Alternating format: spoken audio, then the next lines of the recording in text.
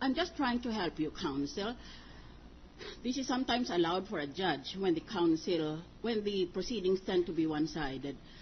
I am just going to enter into the record the rules on evidence concerning a witness who happens to become hostile in the course of her testimony. If she becomes a hostile witness, then you file a motion with our presiding officer to consider her a hostile witness. That way, you gain the right to impeach her, or you gain the right to ask her leading questions, even on direct. But if you insist now that she is your witness and never ask that she be considered as adverse, then you cannot impeach your own witness.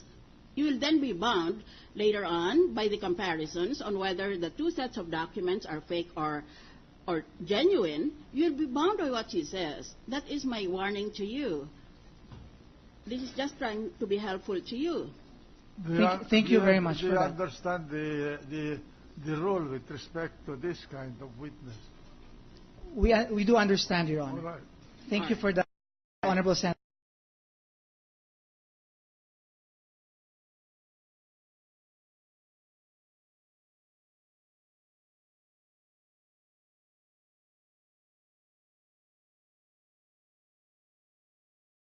Is testifying on is testimony on hearsay because he or she did not actually perform the entries there. She's just presenting some other person's work. So in effect, she's presenting hearsay evidence. Now, witness, let me bring you to our happy memories of the UP College of Law. What did you learn in law school about hearsay evidence? It is generally prohibited except the exceptions. All right. What exception are you going to cite now in favor of your witnesses, since you claim they are prosecution witnesses? Yeah. We reserve that. We reserve to cite that later, Your Honor. No. The answer to the question is that you lay the foundation so that even if she did not accomplish the forms herself, the evidence will be admitted because this is an exception to the hearsay rule. So when you call the witness, I will request the majority leader that I should be called first so that I will show you, counsel, how to lay the foundation. I read the journal yesterday, and you did not do that. If you don't lay the foundation for the authenticity of a document, which in effect constitutes hearsay, then it cannot be admitted. I will wait for you to call your witness. Thank you so much for that from the lady senator from Iloilo. We appreciate that. You should thank the lady senator from Iloilo for guiding the prosecution in the presentation of their witnesses. Your first witness? As we mentioned, Your Honor, yesterday, the president of the PS Bank, Mr. Pascual Garcia, was commanded by the Honorable Presiding Officer to appear today at 2 o'clock in the afternoon. Is he here now? We were informed that he is here, Your Honor. All right, Mr. President, bring him in and put him on the witness stand under the same oath.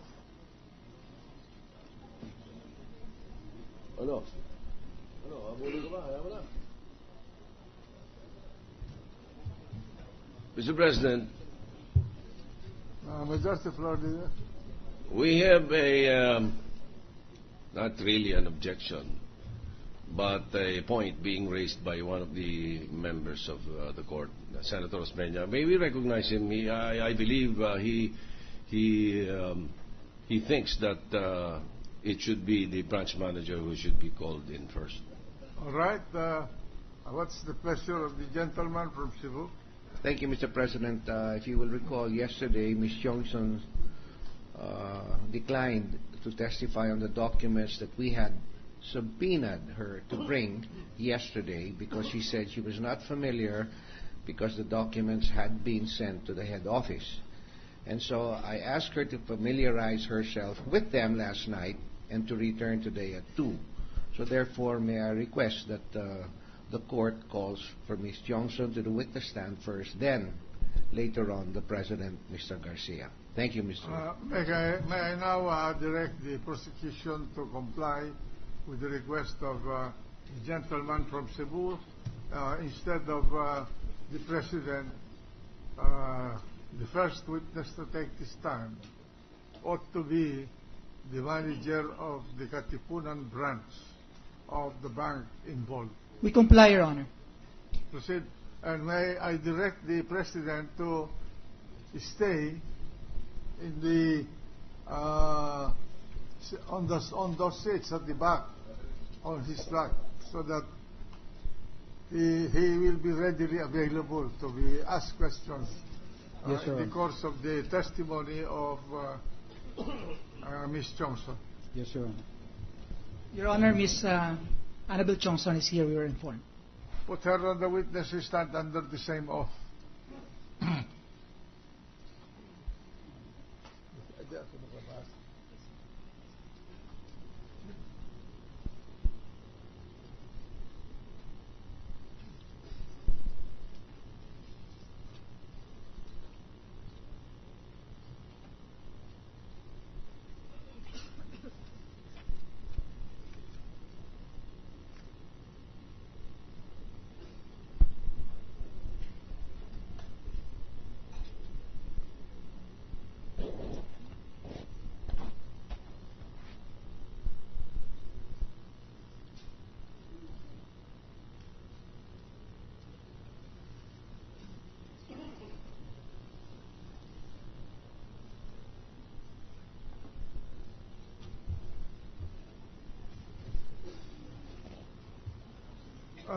Counsel for the prosecution, proceed.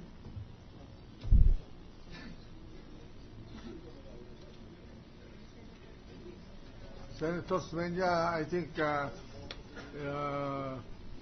still has the floor to ask questions on the witness.